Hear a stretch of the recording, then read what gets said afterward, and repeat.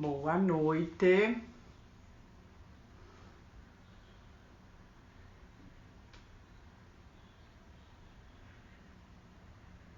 Boa noite, Momito. Vamos ver quem vai conseguir entrar essa sexta-feira à noite de calor. Eu e o Dr. Cabrita vamos estar aqui. E o Momito já está aí. Olá, vamos entrando. Cabrita entrou. Cabrita, eu vou pôr a música que você escolheu, maravilhosa, tá bom? Olá, Leila. Boa noite, vamos entrando. Vamos mandando aviãozinho aí para todos os amigos, amigas, porque essa oficina promete. E promete já na abertura musical. Querem se emocionar? Então vamos lá.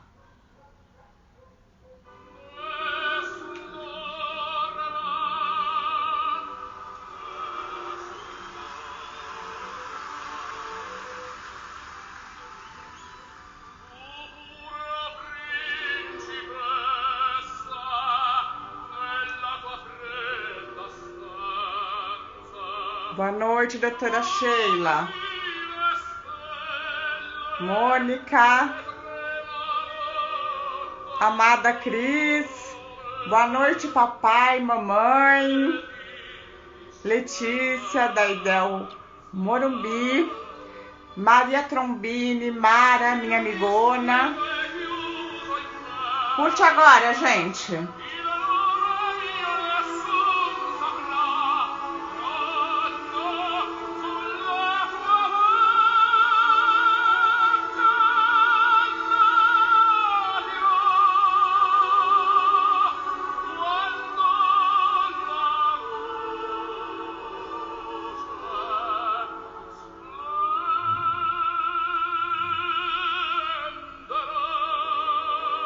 Maravilhoso, né, gente? A música emociona. Amiga Claudinha. Claudinha, manda um oi aí pra turma 75. Eu vi que o Luiz entrou. A gente vai fazer um brinde aqui aos aniversariantes, ao Luiz, que foi aniversariante da semana. Chama a Cris aí. Cadê a Cris, Marlene? Chama a tua irmã.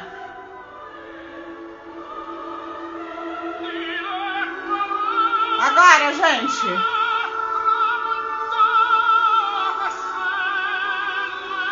Arrepia.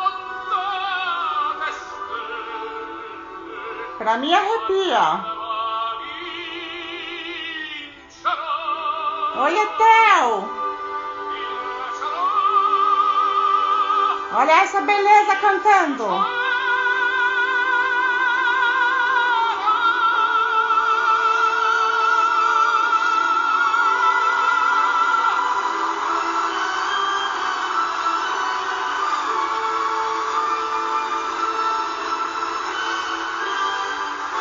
Tem pessoas que são especiais, com dons maravilhosos. Graças a Deus, né, gente?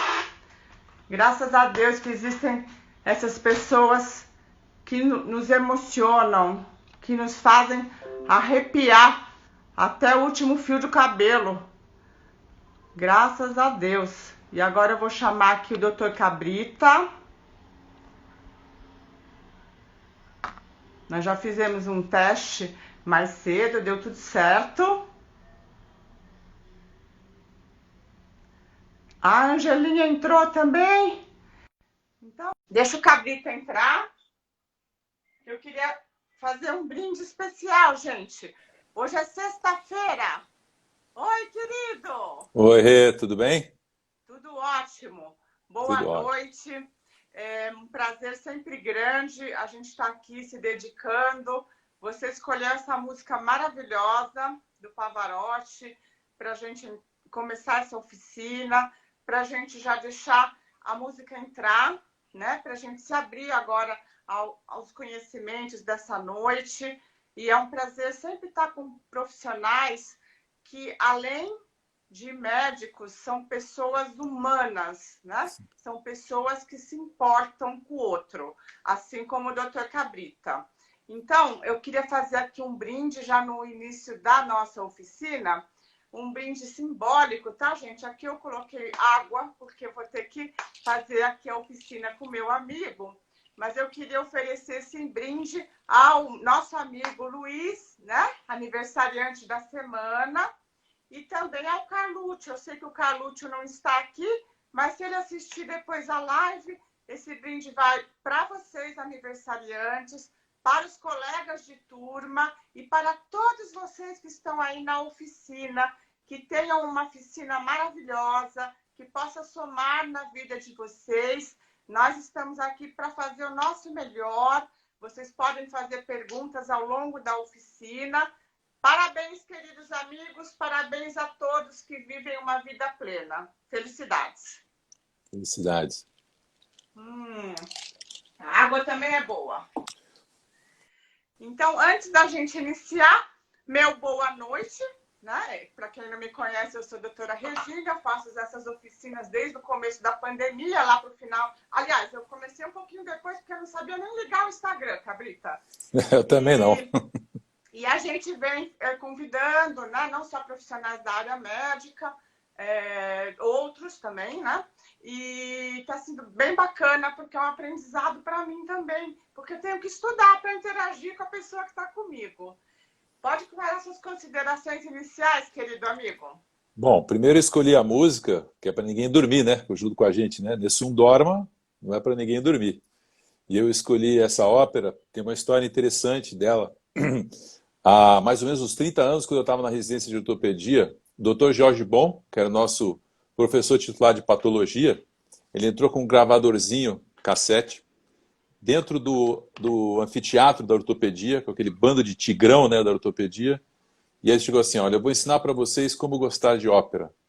E aí ele pegava a fita cassete e ia colocando, ele colocou pelo menos umas 10 versões do Nessun Dorma, não só em italiano, mas em alemão, que ele achava que era a melhor versão, e contou toda a história da ópera em geral, especialmente do Puccini, a conformação da história do Nessun Dorma e do Turandot, da ópera do Turandot, falando sobre a China, falando sobre o Império Chinês e o príncipe que ia lá para tentar convencer a mulher que era de gelo, né, que era Turandot, a gostar dele e tal, tudo. Então, aquilo envolveu a gente de uma maneira que, desde aquela época, eu passei a gostar também de ópera, porque, como você sabe, eu sou fã de rock, né? Você acha que eu ia pedir um rock. Mas só para contar a história... Eu até falei para ele, nossa, você escolheu ópera, eu pensei que você fosse escolher rock, mas agora está explicado. Está explicado. Na verdade, a gente tem que ser versátil, né? Por que a gente vai gostar só de um estilo musical, né? Tem tanta coisa boa, né, para a gente aprender e para a gente curtir, né? E muito obrigado pelo teu convite. É se abrir, né? Se abrir para as novas experiências. Sem dúvida, muito obrigado pelo teu convite. convite. Você foi meio forçado nessa aula a aprender, né?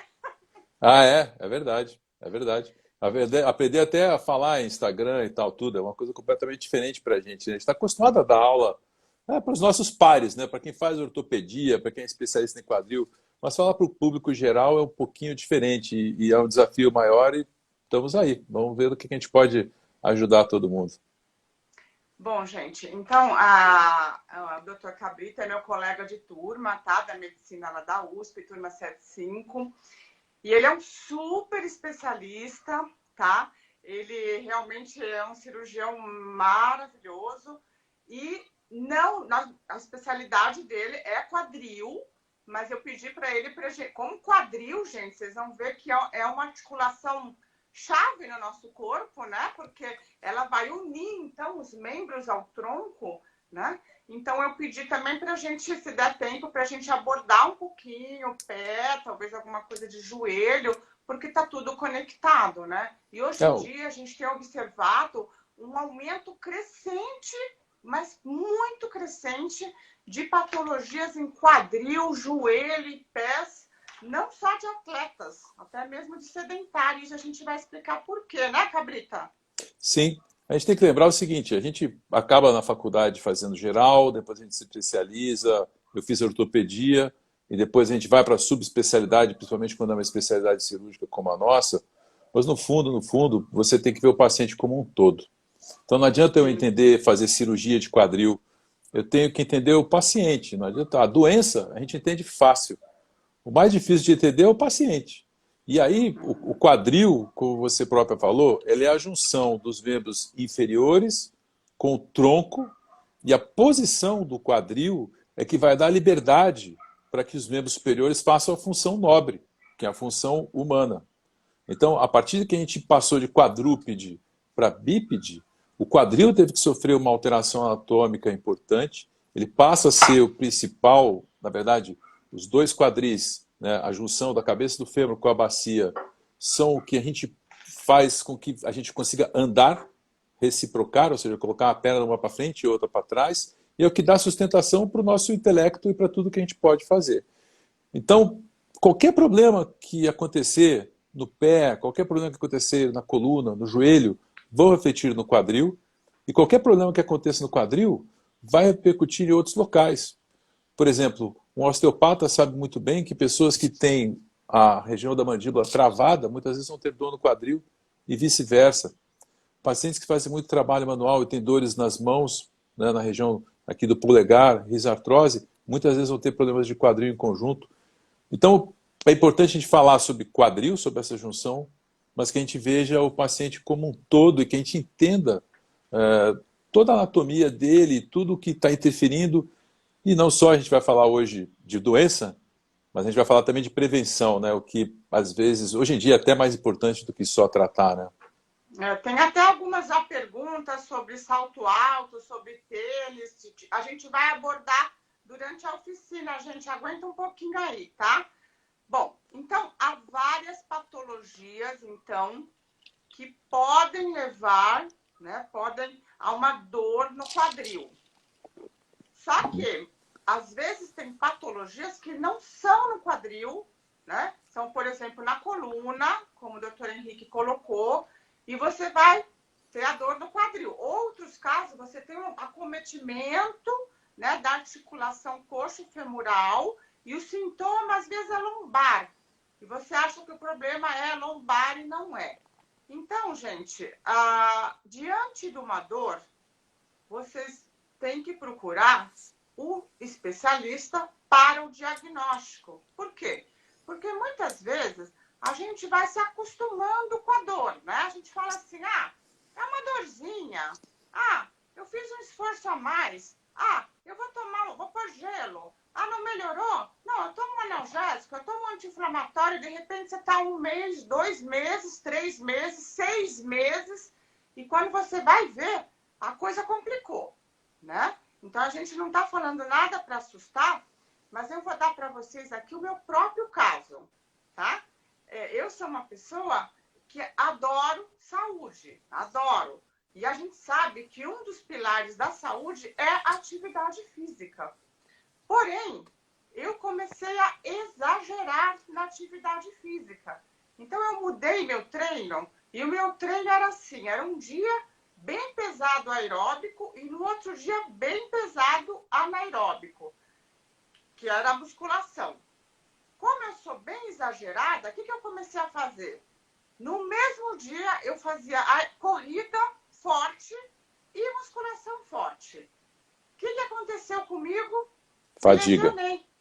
Comecei com uma dor, né, no quadril e eu fui essa paciente de achar, não, vai passar, não, vou alongar, não, vou pôr gelo, não. E a coisa foi complicando, que pegou todos os músculos do quadril, frente e trás. Por sorte, eu não tive um problema mais sério. Mas realmente, gente, eu aconselho pelo meu próprio caso, procure antes de complicar tudo, né, Cabrita? Pois é. Tem alguns sinais que eu acho que são importantes, que a gente pode chamar de alerta, né, Regina? Você veja, por exemplo, se você sentir uma dor que ela acontece quando você faz o movimento do quadril, por exemplo, uma dor na frente do quadril, e que ela belisca, e quando você pisa, dói, esse é um sinal mais importante do que quando você tem uma dor na região do lado do quadril. Por que a gente tem que diferenciar? são as coisas que são mais urgentes e que são dentro da articulação do quadril, e as coisas que são menos urgentes, as patologias que são mais musculares. 80% a 90% dos problemas são musculares. Poucos vão ser dentro da articulação. Mas se você tem uma dor que é persistente, que toda vez que anda dói, que quando você dobra o quadril dói, ou se a gente for falar de coluna, porque tem um monte de paciente que acha que o quadril é a coluna, e no fundo, como você próprio acabou de falar, é uma conjunção, né?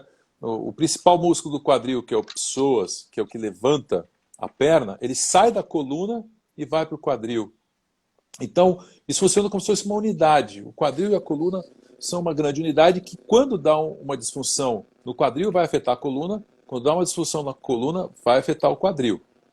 Mas é importante, dores que são irradiadas, por exemplo, se você faz o movimento da coluna e sente uma dor que vai até o pé, isso provavelmente é uma lesão que está pegando o nervo. Se você cruza a perna e sente uma dor na raiz da coxa, na região inguinal, isso provavelmente é um problema articular. Esses problemas são mais importantes. Esses problemas não podem esperar 2, 3 semanas para serem tratados. Senão, você acaba tendo o que você teve, ou seja, a tua musculatura ela tenta proteger aquela dor e ela não age de uma maneira correta, fica toda retraída. E aí você vai ter uma disfunção muscular, uma fibromialgia, uma dor, uma fibrose no meio da musculatura devido a um problema articular ou até algum problema inicial muscular pequeno, né? Mas essa ampliação do problema, ela acontece se você deixar correr. Então, como você tudo, né? Como tudo que a gente tem frisado aqui nas oficinas, gente. Às vezes o sintoma, se ele continua, quer dizer que não está indo bem. Você pôs gelo, você parou a atividade física, você tentou alongar. Em relação ao alongamento, nós vamos dar umas dicas importantes, porque foi aí que eu também me estrupiquei. Eu achava, Cabrita, que quanto mais eu alongasse, melhor ia ser. Então eu alonguei tanto, mas tanto, que deu frouxidão dos meus músculos agora. Então, na verdade, estabilizou mais ainda meu quadril. Então, gente, é por isso que eu falo, a gente tem que ir numa linha de conduta com um especialista, porque o que acontece? Às vezes você vai no achismo, né? Eu acho que eu tenho que alongar bastante. Quanto mais eu alongar, aumenta a minha flexibilidade e como aqui é uma articulação, né? Então vai dar tudo certo. E não foi. No meu caso, complicou ainda mais, né? O alongamento, ele, na verdade, não é que seja uma coisa controversa. É que há momentos em que o alongamento faz bem, há momentos em que o alongamento faz mal. Então, por exemplo, se você for correr, os estudos todos os estudos que hoje em dia são realizados com atletas de corrida, sejam amadores, sejam profissionais, dizem que você não deve alongar antes de correr. Tá? Porque você tem que primeiro esquentar a musculatura, dar algum trote pequeno, uma caminhada leve, e depois você pode sair correndo. Mas você iniciar a corrida antes, fazendo alongamento, você acaba estirando muitas vezes a musculatura e ela acaba tendo uma contratura anormal. Quanto ao alongamento depois da corrida, depois da atividade física, não existe consenso. Fizeram um estudo bem interessante em que pegaram os corredores e dividiram em 2 grupos. Um grupo que alongava e o grupo que não alongava. E aí foram acompanhando o número de lesões que eles tiveram durante um determinado número de anos. E aí eles pegaram um pedaço desse grupo que alongava e eles pararam de alongar. E um pedaço desse grupo que não alongava e eles passaram a alongar. Essa mudança de hábito fez com que aumentasse o número de lesões nos 2 grupos. Então, não existe uma receita correta especificamente para alongamento, especialmente depois da atividade. Antes da atividade, é melhor não fazer alongamento, fazer um pequeno aquecimento, para qualquer tipo de atividade, inclusive musculação. Quando é feita uma contração muito vigorosa, por exemplo, na musculação mesmo, que seja um pouco mais pesada, tudo, aí o alongamento final ele serve como um resfriamento da musculatura. E aí tem que ser um alongamento suave. Não pode ser um alongamento, que nem a gente fazia nos anos 70, de fazer soquinhos, né? Insistência. Você tem que fazer um alongamento suave para relaxar a musculatura. O relaxamento muscular do alongamento faz com que a musculatura ela se desenvolva mais, tá? Mas o ideal é que você alongue só depois da atividade, não alongue antes. Outra Peraí, coisa que... Cabrita, vamos Vamos lá. reforçar isso, porque tem várias pessoas aqui, como a Angelinha, que corre, Aham. como eu, que faço exercício desesperadamente, como a minha amiga Mônica, que eu vi, e outras pessoas que malham. Então, Uhum. gente, a conclusão aqui do nosso especialista é não alongar antes da atividade física, fazer um aquecimento leve antes da atividade física e, dependendo, por exemplo, você vai fazer uma corrida, corre e depois você alonga. Agora, uma Isso. musculação mais intensa, você vai alongar, faz um alongamento mais leve. É isso, Cabrita? Isso, na verdade, o que acontece? A corrida é aquilo que eu te falei. Eu, por exemplo, eu sempre alongava antes e depois. A partir do momento que eu parei de alongar, eu não tive mais lesão de panturrilha, por exemplo. Tá? Olha. Eu não tive mais lesão de... Tinha um monte de lesão de panturrilha. Lesava, alongava. A partir do momento que eu parei de alongar, que eu falei, não alongar antes de nenhuma atividade física. Aquecer levemente. Vai fazer musculação, pedala um pouco, faz um pouco de transporte, faz uma caminhada e aí vai para a musculação. Também está errado chegar na musculação e já ir lá e... Estou com pouco tempo, vou malhar e tal, tudo. Não. Você pode fazer algum aquecimento leve, com pequenos agachamentos não muito exagerados, correr no mesmo lugar, alguma coisa leve, e aí você vai para a musculação de alavancagem. Não ir direto também para a alavancagem, porque senão você retrai toda a musculatura. A musculação, o alongamento depois é importante. Para a corrida, depende da pessoa. Eu, hoje em dia, não alongo mais, mas Nem não, depois? nem depois. Só que num dia que não seja o dia da corrida, você deve fazer um alongamento de músculos que são chave, especialmente a parte posterior da coxa. Essa é uma musculatura que tem que ser bem alongada, por quê? Porque se você retrair a parte posterior da coxa, você gira a pelve e você gira a coluna junto. Então isso geralmente vai dar dor na região lombar. Não só isso, se você não tiver uma certa flexibilidade dessa musculatura posterior, especialmente quando for correr, quando você for alongar a passada, vai acabar lesionando a musculatura posterior. Então, o alongamento fora do dia da corrida, ou quando você pelo menos já está completamente arrefecido, depois de 1 hora, 2 horas, aí ele é benéfico. Entendeu a diferença, Regina? Cabrita, estão perguntando aqui, essa dica de não alongar antes serve para toda atividade Toda. física? Porque, por Essa toda. exemplo, A não ser que você vá fazer yoga. Você vai fazer quando yoga a é gente diferente. fala de yoga, a gente está falando de É, respiração, alongamento e meditação. sim. Sim, mas a yoga correta, porque existem vários tipos de yoga, e eu tenho um monte de paciente que faz yoga e que lesa o quadril. A yoga correta, ela une concentração, porque é uma atividade meditativa, é um relaxamento, mas a tua musculatura ela tem que estar agindo na hora. Você não faz a yoga solta. Se você soltar completamente na yoga, você entrar realmente no estado de não perceber o teu corpo, você acaba se lesionando. Então, Olha, aquelas posições extremas da yoga, de colocar o pé na cabeça e tal, tudo, isso atrás da cabeça, isso daí é para quem tem flexibilidade o suficiente para isso e quem trabalhou durante vários anos para fazer esse tipo de atividade. Isso não foi alcançado de uma hora para outra e, obviamente, não é todo mundo que consegue fazer. Então, essa parte do alongamento na yoga é que a yoga é um tipo de alongamento com concentração no chakra, né, na região central do core do corpo, né, do umbigo, ou seja, do pubis. Novamente a gente voltou para o quadril.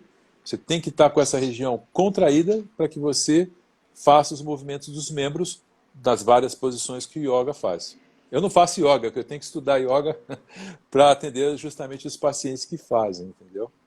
mas, por exemplo, para uma pessoa que tem um problema no quadril, uma tendinite, uma bursite, enfim, dor no quadril, você contraindica yoga ou não? Não, é diferente. É que a yoga ela pode ser realizada de uma maneira meditativa ou uma maneira de posicionamento, Ou então tem o Hatha Yoga, que aí é muito mais rápido, que são movimentos mais frequentes.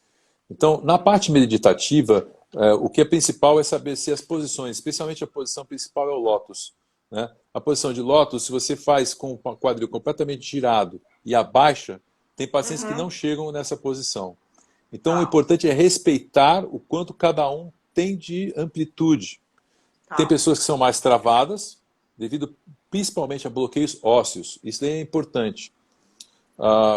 Quem acha que é travado e tal, tudo, a minha musculatura ela é tensa e tal, tudo, existem musculaturas tensas, como eu acabei de falar, a parte posterior da coxa, mas muitas vezes os bloqueios, e aí especialmente no quadril, eles são devidos a alterações anatômicas. E esses pacientes, se eles nunca conseguiram fazer espacate, eles nunca vão conseguir fazer. Quem não fez espacate até a adolescência não vai conseguir fazer depois. Isso é uma alteração anatômica que tem que ser respeitada. Se você passa desse ponto e vai fazer um lótus e força para baixo e gira, aí provavelmente você vai acabar tendo uma lesão da articulação. Quando a lesão é muscular, que foi o caso que você falou, Regina, ou seja, se você tiver uma tendinite, a yoga pode, através de movimentos, relaxar essa musculatura. Novamente, desde que seja um movimento leve. Entendeu? Eu queria, então, que você respondesse para mim. É verdade que nós, mulheres, somos mais acometidas de dor no quadril? Até isso, oh meu Deus do céu. Por isso que eu falo que sem Deus dúvida. é homem, gente. Deus é homem. Responde, Cabrita. Na verdade, o que acontece? Eu tenho até, sem querer fazer propaganda do Instagram, mas eu escrevi uma coisa sobre esse tipo no Instagram. O quadril tem duas funções principais. Aquela primeira que a gente falou é o movimento. Então, ela permite com que a bacia ela fique fixa e o tronco em cima e você se movimente e você fica em pé. A outra função do quadril é o canal de parto. É o canal de parto. A cabeça da criança vai ter que passar pelo canal de parto para que a criança nasça, obviamente. Não existia cesariana, né, até a medicina do século XX.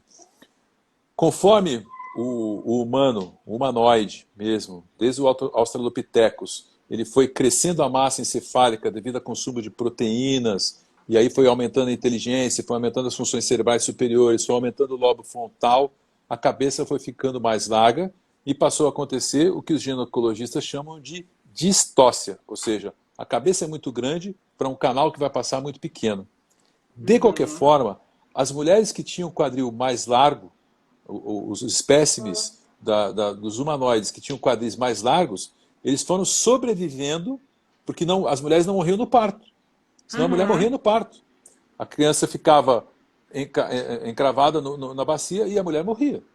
Sim. Então, naturalmente, o quadril da espécie humana inteira foi alargando mais e o quadril das mulheres, a conformação da bacia, ou seja, dos ossos, a gente chama de ossos da bacia ou ossos inominados, do sacro, essa conformação do canal do parto é diferente nos homens, que ela é mais fechada, e nas mulheres ela é mais aberta para passar a cabeça da criança. Conforme a bacia vai ficando mais larga, você vai tendo um braço de alavanca dessa musculatura lateral pior. Quanto mais próximo mais efetiva é a musculatura. Quanto mais lateral, mais você vai tendo uma curvatura dessa musculatura, e é por isso que a mulher tem muito mais dor na região lateral do quadril, tem muito mais tendinites do glúteo do que o homem. Então, as lesões musculares, especialmente quando as mulheres vão fazer atividades de corrida, salto e tudo, se ela não tiver uma musculatura forte e adequada para fazer uma atividade, vai acabar lesando essa região muscular do glúteo médio, do glúteo mínimo. Entendeu? Então, as mulheres têm mais problemas do quadril do que os homens, porque o quadril ele é filogeneticamente mais largo nas mulheres. Mas toda a espécie humana tem problema no quadril. Daí, Cabrita, eu já vou te perguntar o que estavam falando no começo. Tá. Nós mulheres que usamos salto alto, isso prejudica também o quadril? Como é que é? Olha, o poder de adaptabilidade do sexo feminino é enorme, né? Então, tem mulheres que passam a vida inteira de salto alto e elas nem sabem andar com salto baixo. Tá? Então, não existe uma resposta exata para isso. É claro que se você pensar que em cima de um salto alto você vai estar pisando com principalmente a parte da frente do pé, e que se o sapato ele for fechado, encurvando e tendo menor espaço para os dedos do pé, isso vai levar a que haja uma incidência maior de dor na região do pé. Quando a gente vai pensar no quadril, isso não interfere tanto, porque quando se levanta o calcanhar, obrigatoriamente a mulher vai jogar ou o joelho para trás ou para frente. Ela não vai ficar com o joelho reto, porque senão ela cai. Sim. Então, essa adaptabilidade do joelho leva, se ela jogar o joelho para trás, muitas vezes é que tem a dor na parte posterior do joelho. E aí vai dar problema no joelho. Se ela jogar o joelho para frente, vai dar uma hiperpressão na região da frente do joelho, na patela, que também os problemas entre o osso do joelho, que é a patela, nas mulheres são muito mais comuns do que nos homens também. Tanto pelo alinhamento em X, que a gente acabou de falar que tem um alinhamento de joelho porque a bacia é mais larga, tanto quanto pelo uso de calçados inadequados. Agora, o quadril, especificamente com o salto, ele não vai sofrer tanto. A lombar sofre. A lombar sofre porque se não tiver essa adaptação no joelho, você vai aumentar a curvatura da lombar e aí vai dar dor lombar. Tá bom. E quais atividades físicas podem dar dor no quadril? Bom, várias. Mas a gente vai tentar separar, como eu falei, problemas de tendão e problemas dentro da articulação. Os problemas mais graves, então acho que é esses que a gente deve falar agora, são quando você tem algum problema na junção da cabeça do fêmur com a bacia. E esses esportes vão ser os esportes que envolvem rotação. Especialmente no Brasil, para homens, o futebol, de longe o futebol. Tá? O tênis acaba pegando também pela rotação. Tá? E para mulheres, se elas forem jogar futebol, também tem mais lesão de quadril. Tá? E movimentos rotacionais, por exemplo, hoje em dia é muito comum o agachamento. Então, durante essa quarentena, todo mundo pegou o aplicativo e começou a fazer agachamento que nem maluco em casa, fazer o avanço, né, que você colocar uma perna na frente da outra, pegar um lugar e imaginar que é o marido e ficar chutando, né, como se fosse Muay Thai. Isso daí, todos esses extremos de movimentação é que acabam levando a um problema dentro da articulação. Eu acabei de ver corrida. A corrida é o esporte que menos... A caminhada primeiro, né? Mas depois a corrida é o esporte que menos lesa. Por quê? Porque é o esporte mais fisiológico que tem. Você está correndo em linha reta. Novamente, a gente vai falar sobre condicionamento físico muscular. Não adianta... A parte pulmonar, ela se desenvolve muito mais rápido do que a muscular.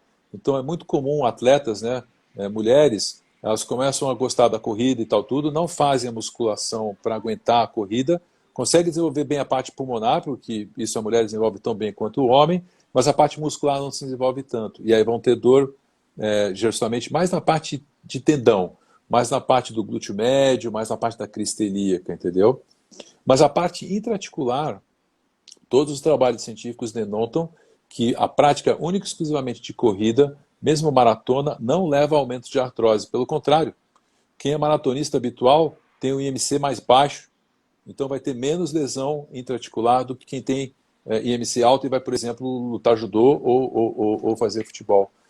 Já o futebol profissional, ele está estatisticamente direcionado 5 vezes mais artrose de quadril e de joelho do que quem faz futebol de modo amador, por exemplo. E também o amador 3 vezes mais do que quem faz corrida. Então esses são esportes que a gente pratica muito aqui no Brasil e tem que tomar cuidado para não se machucar. Em relação ao tipo de tênis, Cabrita, porque tem testes que a gente faz hoje em dia, que é aquela podobarometria, ou mesmo teste de corrida, para ver a sua pisada, a pisada supinada, pronada, e faz diferença o tipo de tênis? Porque um dos diagnósticos que eu tive de uma fisiatra foi isso, nossa, você está com o tênis ao contrário do que você precisa, por isso que você se lesionou. E realmente foi isso, eu ganhei um tênis do meu marido no Natal, maravilhoso, parecia maravilhoso. Depois de 3 meses eu me estrupiquei. Coitado do teu marido, ele não sabia que Pois ele deu na boa intenção, né? Eu não sei se foi o tênis, mas quando a fisiatra viu, ela falou, joga isso fora. Novamente, a gente não tem uma receita de bolo para isso. Eu acho que cada pessoa se encaixa no perfil da quantidade da atividade física, do nível que está fazendo. Não precisa todo mundo ficar fazendo teste de corrida, de biomecânica, para saber qual tipo de tênis. A maioria das pisadas vai ser neutra, Tá? E a maioria dos tênis é neutro também. Então, desde que você não vai exagerar no tênis, o que acontece? Quem tem um tênis muito fino, quem usa um tênis fino, tem que ser uma pessoa magra que tenha pouco peso. Se você tiver mais peso, você vai ter que ter um tênis que tenha um amortecimento maior. A técnica de corrida é diferente. Tem gente que corre mais na ponta do pé, e aí vai dizer que tem menos lesão. Vai ter menos lesão, por exemplo, na região lateral que a gente falou, porque vai absorver, na ponta do pé a corrida, mas vai ter mais lesão na panturrilha, porque tem que usar a panturrilha para correr, e vai ter mais lesão na parte da frente do pé, porque o pé fica o tempo inteiro colidindo contra o tênis. Tem pessoas que correm com aqueles tênis como se fosse uma luva, né, que são os minimalistas, como se fosse uma tribo que usa isso daí.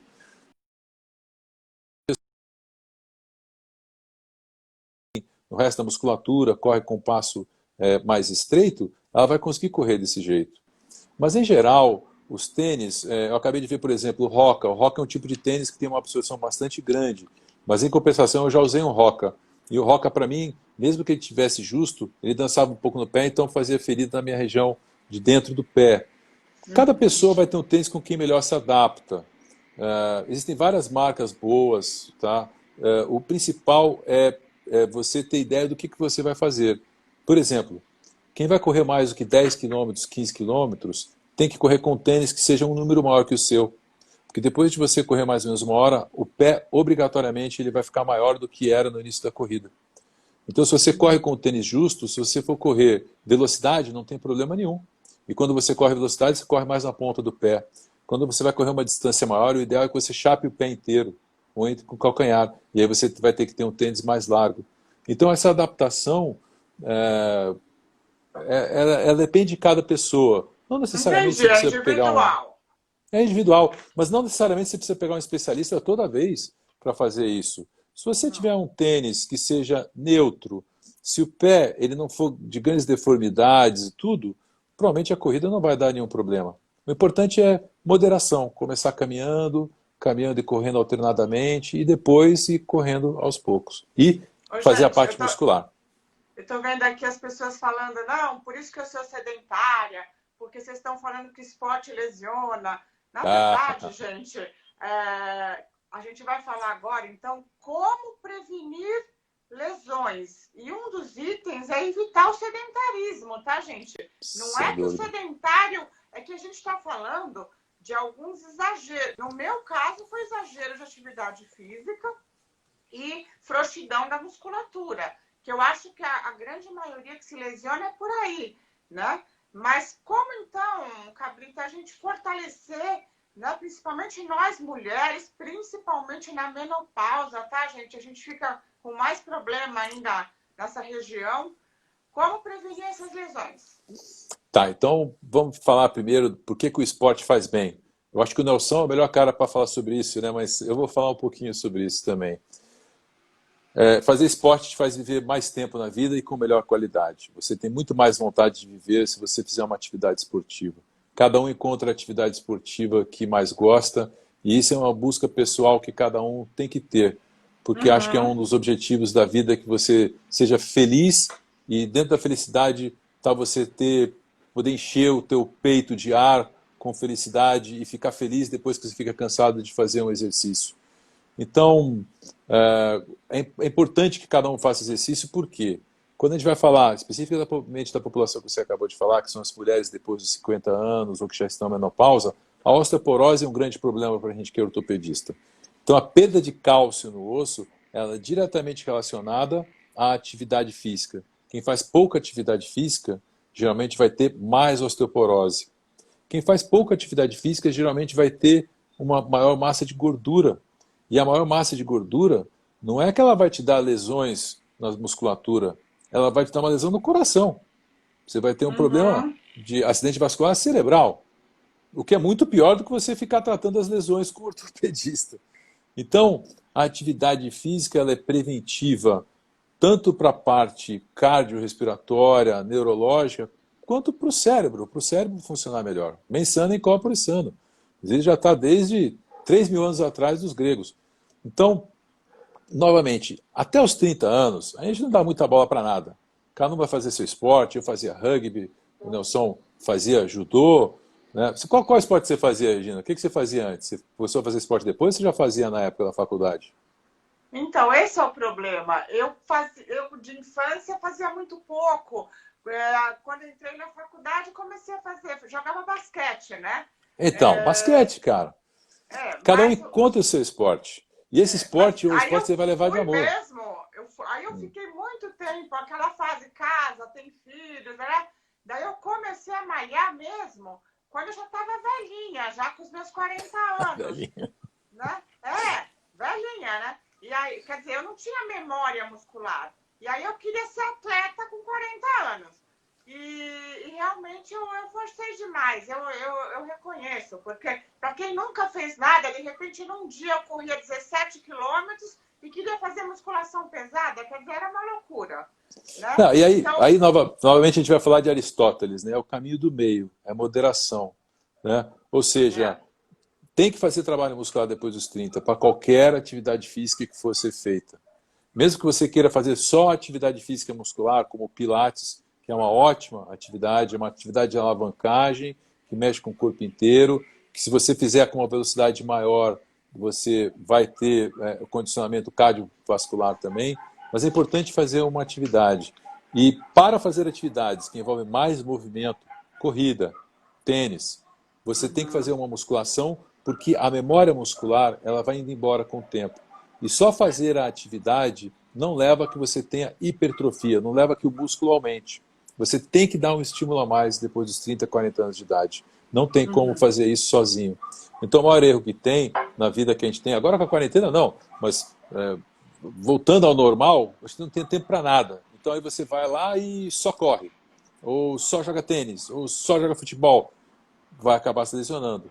É muito mais importante fazer um tempo, 2, 3 vezes por semana, um trabalho muscular, leve que seja, 20 minutos, meia hora no máximo, para que tenha um condicionamento específico para o que você vai fazer. Aí, cada esporte vai ter o seu condicionamento muscular diferente. teve uma pergunta aqui, Cabrita. Nós que temos o quadril aí meia boca, podemos fazer transport? O transport geralmente não tem problema nenhum. O transport é um ótimo exercício. O único detalhe do transport, esse é um detalhe técnico, tá? Você pode fazer o transport levantando a parte de trás do pé ou ficando com o pé chapado. Se você ficar com o pé chapado, você tem que jogar o teu corpo mais para frente para não ficar esticando demais a panturrilha. Se você fizer na ponta do pé, você pode ficar com dor no meio do pé. Então, não existe uma maneira correta, mas você tem que mudar um pouco a maneira que vai fazer. Mas para o quadril, em geral, o transport não tem problema, porque o grande problema, especialmente dessa parte muscular lateral, é quando você faz uma fase aérea e pousa. Tanto na caminhada, porque na caminhada você levanta e bate o pé, quanto na corrida, que aí você tem realmente uma fase aérea e aí você impulsiona todo o teu corpo de um lado só do membro inferior.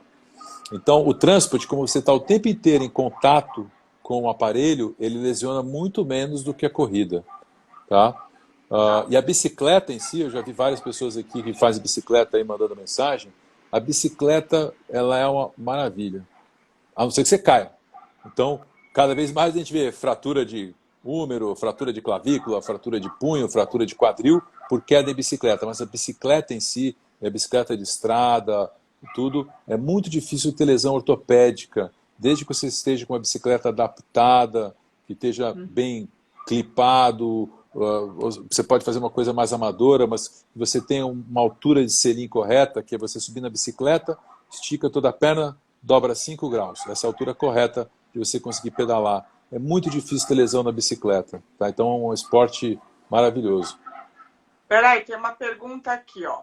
A Cristiane está perguntando: existem muitas lesões do quadril decorrentes de atividades sem muito impacto, porém com muitas manobras de quadril, exemplo, balé ou yoga. A gente já falou realmente, né, Cabrita? Porque sim, mas o balé é um capítulo à parte. Primeiro que o balé tem um impacto absurdo. Eu trato várias bailarinas, elas são atletas de altíssimo nível. Então, o balé clássico até os 15 anos é muito difícil de dar lesão. Mas o balé clássico como um esporte, uma atividade profissional, assim como a dança moderna, E depois, mesmo as aulas que hoje em dia existem de balé, balé fit e tal, tudo, elas envolvem uma amplitude de movimento importante. Para que uma bailarina ela tenha aquela performance de conseguir abrir um espacate ao contrário, tudo, para ela conseguir fazer isso, não é só treinamento. Ela tem que ter elasticidade, ela pode ter alterações anatômicas no quadril, e é por isso que elas têm uma grande incidência de prótese de quadril. Já fiz prótese de quadril em várias bailarinas, mas elas têm que ter força. Se elas não tiverem força para conseguir suportar essa amplitude de movimento, existe um estudo que as bailarinas fazem um grand éclair, que é aquela abaixada frontal, e o quadril delas subluxa e volta. Então, se elas não tiverem uma boa musculatura, elas fatalmente vão acabar lesando o quadril. O local mais lesado das bailarinas é o pé, mas o pé não acaba com a carreira delas, o quadril acaba. Então, o balé é um capítulo à parte, ele envolve muita elasticidade, ele é um esporte de impacto e tem que ter força. A gente fez um trabalho preventivo na Companhia São Paulo de Dança, colocou todo mundo para fazer pilates. E o índice de lesão deles em todas, joelho, quadril, pé, tudo diminuiu, porque eles não faziam nenhum trabalho muscular. Entendeu? Então, é ótimo. Eu dou exemplo da minha filha, né, que fez patinação artística a vida toda, e vocês sabem que a patinação artística também tem aqueles saltos, tudo aquilo, e todas as meninas tinham problema ou no joelho ou na coluna, enfim, porque não tinham um preparo físico adequado, né? E realmente esse tipo de esporte no nosso país é muito amador ainda, é na raça, é na dedicação, e elas patinavam 5, 6 horas seguidas sem fazer, muitas vezes, um preparo. E a uma judiação, todas se estrupicaram. Mas, enfim, amor ao esporte.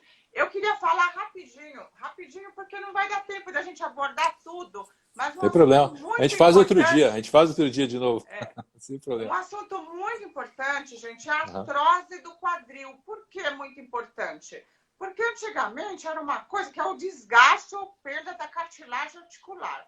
Era uma coisa que acometia mais pacientes idosos. Só que tem ocorrido cada vez mais em indivíduos jovens, tanto pelo aumento da prática esportiva, quanto pelo sedentarismo. O que causa, então, essa artrose do quadril? Então, vamos lá. No praticante de atividade física, geralmente vai ter alguma alteração óssea, que quando o praticante faz o extremo de movimento, vai ter alguma colisão anormal, por exemplo, da cabeça do fêmur com a bacia. Ou você tem osso a mais da cabeça do fêmur, ou tem osso a mais da bacia, e essa colisão vai machucando a cartilagem. A cartilagem é uma membrana que envolve a ponta do osso, e em qualquer lugar que você tem movimento no corpo humano, você tem cartilagem. E essa cartilagem, ela é saudável, obviamente, na maior parte das pessoas, ela envelhece com o tempo, então é normal que as pessoas, depois dos 50, 60 anos, apresentem artrose em vários locais, mas o que a gente está falando é quem tem artrose antes dos 50 anos. Então, para o praticante de atividade física, ele provavelmente fez uma atividade física de maior intensidade e com uma amplitude que acabou machucando. Um outro problema que a gente acabou de falar das bailarinas, as bailarinas não têm esse osso a mais, elas têm osso a menos. E aí o quadril mexe demais, novamente vai lesar a cartilagem. Então, a prática de atividade física intensa e com algumas pequenas alterações pode levar a que tenha artrose, o desgaste dessa cartilagem. O sedentarismo, especialmente os pacientes que são obesos, e hoje em dia os super obesos, eles vão acabar sobrecarregando a cartilagem pelo peso mesmo. Então, diretamente por compressão dessa camada, a camada diminui, ela sofre lesões, e aí ela acaba entrando em uma disfunção, acaba não funcionando direito, e aí o paciente acaba evoluindo para artrose. Então, hoje em dia, é muito comum que a gente veja pacientes que tenham artrose com 25, 30, 35 anos de idade. E a qualidade de vida desses pacientes cai muito. Cai muito. Um problema que eu estava vendo você conversar com o Nelson na outra semana são aqueles pacientes que fazem cirurgia bariátrica. E a gente tem uma população bastante grande de pacientes superobesos ou obesos mórbidos e que tem artrose de quadril. Existe um estudo interessante que viu o seguinte: estudos antigos viram que esses pacientes que são obesos e que fazem uma prótese, ou seja, que você substitui a articulação e faz melhora a função dele, melhora a dor. Esses pacientes que são superobesos, eles têm um índice maior de luxação, ou seja, de sair fora o quadril e de ter infecção. Por quê? Porque tem muita massa gorda em volta e tem má Uhum. musculatura. E aí pensou-se o seguinte, então vamos fazer uma cirurgia de redução do estômago para esses pacientes, para que depois eles possam fazer a prótese de quadril. E aí esse estudo que foi feito viu que em até 2 anos, depois de ser feita essa cirurgia de redução estomacal, ou uma derivação, ou o que quer que seja, esses pacientes pioram o índice de infecção e de luxação. Por quê? Não. Eles pioram porque eles pioram a musculatura rapidamente. Quando o paciente ele pede massa muito rápida, gorda, ele também pede massa magra, então ele fica no estado de depressão muscular. E também porque ele fica desnutrido. E a desnutrição é o maior fator para infecção, especialmente infecção ortopédica. Então, quando eu vejo um paciente que ele é obeso e tal, tudo, o que é que ele fala para mim? Ele diz, olha, eu não consigo andar. Todo mundo fala para fazer atividade física, mas eu não consigo, porque dói. Dói o tempo inteiro. Eu piso, dói. Eu não consigo dobrar o quadril. E ninguém quer me operar porque eu sou obeso. Uhum. A minha conduta nisso daí é mais filosófica. Eu disse, olha, vamos sofrer os riscos que a gente tem de fazer uma cirurgia em você que é obeso e tal, tudo, mas vamos fazer a prótese, vamos trocar a articulação para dar uma chance que você possa andar, porque aí sim você possa mudar a sua vida. Claro. Sofrer, ou seja, a cirurgia de prótese, que a gente está falando sobre a artrose, ela é o extremo, mas ela, apesar dos riscos, ela faz com que você volte a ter a tua função normal. Então, a prótese de quadril, especificamente a prótese de quadril no paciente obeso, ela muda a evolução do paciente. Tá? Para a prevenção de artrose, novamente a gente vai cair no que a gente está falando até agora. Controlar o peso, ter boa musculatura e evitar exageros de amplitude de movimento. Não tem nenhuma medicação, glucosamina e tal, tudo, que vá prevenir a artrose. Se a glucosamina prevenisse a artrose, ninguém tinha nos Estados Unidos, porque todos eles tomam glucosamina. Então, Uhum. novamente, a gente vai para o bom senso. Né? Gente, a gente está encerrando aqui o tempo. A gente tem, assim, vocês estão vendo que o Dr. Cabrita é fera, tem dicas muito importantes.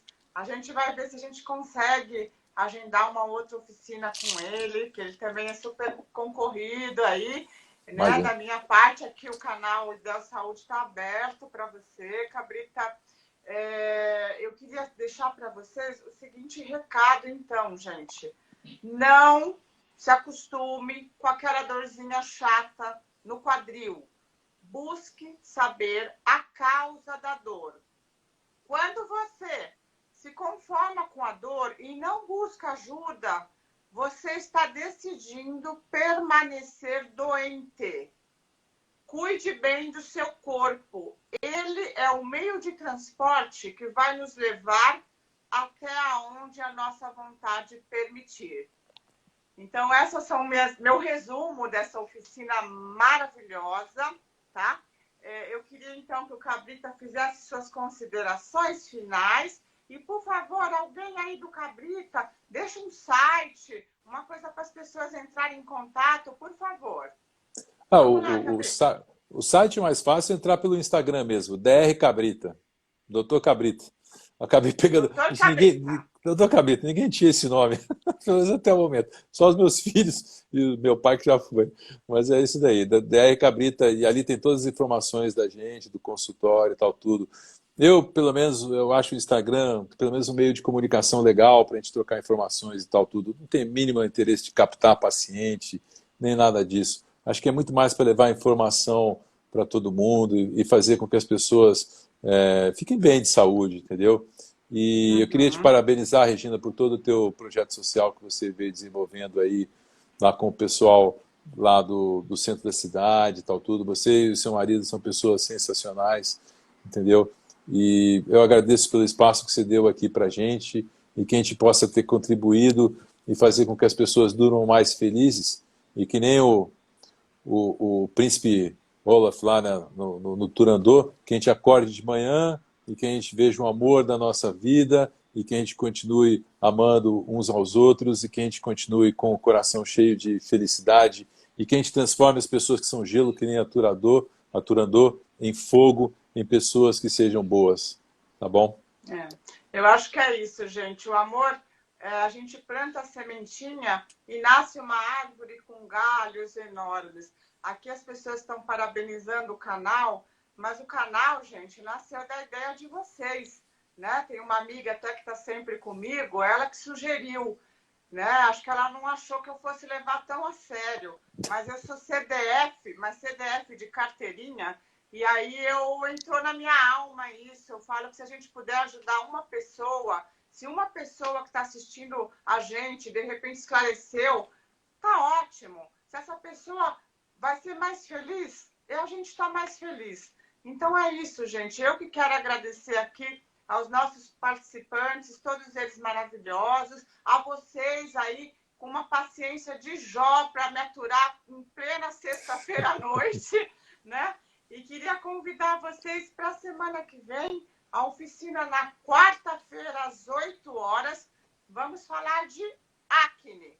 Acne na adolescência, acne na mulher adulta, no homem, como prevenir, como tratar, como evitar cicatrizes e como tratar cicatrizes. É isso aí, quarta-feira estou aqui com vocês. Aí vai ser mais da minha praia, né, gente? Graças a Deus, um tema que eu não vou ter que estudar tanto. Parabéns, você virou uma ortopedista honoris causa. Parabéns. Mas eu adoro estudar. CDF, bom, nós todos somos muito CDFs, graças a Deus, né? Estudar para verdade. Então, obrigada a todos vocês que estiveram aqui com a gente e que me aturam aí por muitos meses. Vão ter que me aturar mais um pouquinho, porque eu acostumei com isso aqui. Beijo grande. Que bom. Até a próxima, até quarta-feira, viu, gente? Beijo, pessoal. Tchau, tchau. Bom final de semana.